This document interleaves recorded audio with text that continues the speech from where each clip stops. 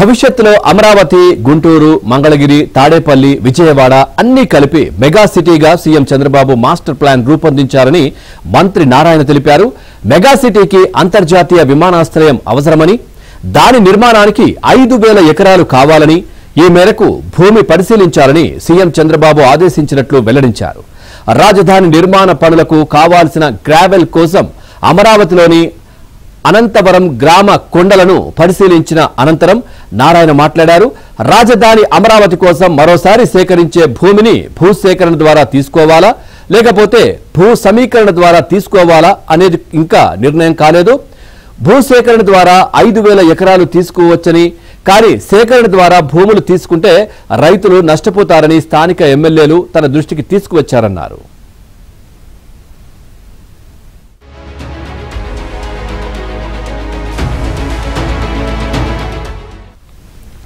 భూసేకరణ ద్వారా భూములు తీసుకుంటే రిజిస్ట్రేషన్ ధర కంటే 2.5 రెట్లు మాత్రమే ఎక్కువ వస్తుందని, సమీకరణ ద్వారా అయితే రైతులకు ఎంతో ప్రయోజనం ఉంటుందన్నారు.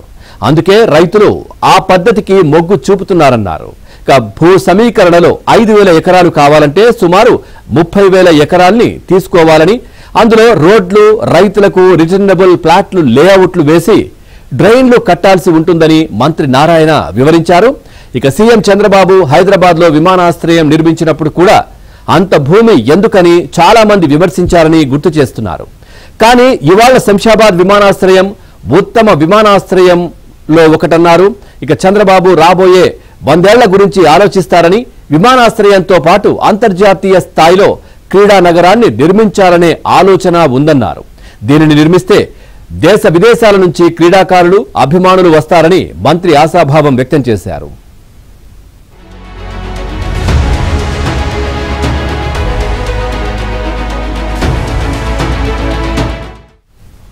అమరావతిలో నిర్మాణాలకు అవసరమైన గ్రావెల్, కంకర సరఫరా చేయడానికి గనుల శాఖ 5 జిల్లాల్లో 851 ఎకరాలను సిఆర్డీఏకు కేటాయించింది.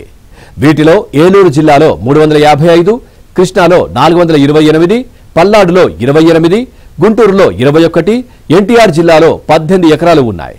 రాజధాని గ్రామం అనంతవరంలోని కొండ ప్రాంతాన్ని 2014-19లోనే సిఆర్డీఏకు ఇచ్చారు. అయితే గ్రౌండ్ లెవెల్ కంటే 6 నుంచి 8 మీటర్ల లోతు వరకు భూమిని తవ్వారు. ఆ ప్రాంతాన్ని డ్రోన్లతో సర్వే చేయించడంతో పాటు అనంతరం అధికారులతో చర్చించి గోతులను పూడ్చుతామన్నారు. ఈ భూమిని ఏదో ఒక అవసరాలకు వినియోగించాలనే ఉద్దేశంతో అనంతవరంకు వచ్చినట్లు మంత్రి నారాయణ తెలిపారు.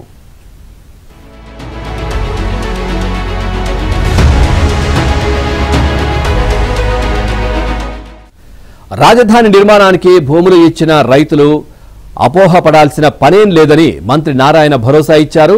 ప్రభుత్వం ఇచ్చిన మాట ప్రకారం ప్రస్తుతం ఉన్న మాస్టర్ ప్లాన్తో 3 ఏళ్లలో అమరావతి నిర్మాణాన్ని పూర్తి చేస్తామన్నారు. అధికారుల కోసం నిర్మించిన ప్రభుత్వ భవనాలను ఏడాదిలోపు పూర్తి చేయడంతో పాటు ఏడాదిన్నరలో అమరావతిలో సుమారు 360 కిలోమీటర్ల ట్రంక్ రోడ్లను నిర్మిస్తామన్నారు.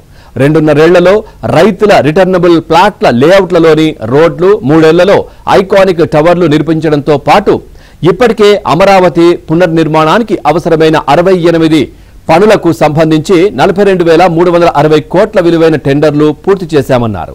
ఇక రాజధానిలో 64,912 కోట్లతో మొత్తం 92 పనులు చేపడతామని మంత్రి నారాయణ వివరించారు. గత వైసీపీ ప్రభుత్వం రాజధానిని కట్టనప్పుడు 2014 నుంచి 2019 వరకు ఇచ్చిన టెండర్లను రద్దు చేసినా బాగుండేదన్నారు. వాటికి డబ్బులు చెల్లించకుండా అలాగే ఉంచడంతో న్యాయపరమైన సమస్యలు తలెత్తాయన్నారు. వాటిని 7 నుంచి 8 నెలల కాలంలో పరిష్కరించి కొత్త టెండర్లు పిలిచినట్లు మంత్రి నారాయణ స్పష్టం చేశారు.